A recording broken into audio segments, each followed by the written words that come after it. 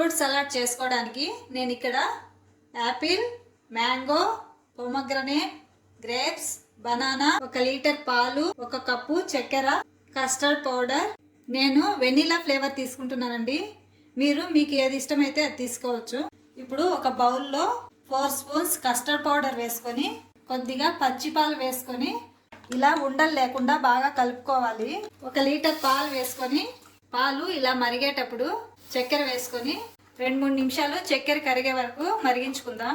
ముందే కలిపి పెట్టుకున్న కస్టర్డ్ పౌడర్ ఇలా కలుపుకుంటూ ఉండలు కట్టకుండా వేసుకుందాం. ఇప్పుడు స్టవ్ ఆఫ్ చేసుకొని పక్కన పెట్టుకొని బాగా చల్లారనివ్వాలి. ఇప్పుడు ఇది బాగా చల్లారిన తర్వాత దానిమ్మ గింజలు, కట్ చేసుకున్న యాపిల్, గ్రేప్స్, బనానా ముక్కలు, మ్యాంగో ముక్కలు వేసుకొని అన్నీ కలిసేలాగా బాగా కలుపుకోవాలండి. ఫ్రూట్స్ అన్ని ఇలా కలుపుకొని 1 గంట ఫ్రిడ్జ్లో పెట్టుకొని తింటే చాలా బాగుంటుందండి.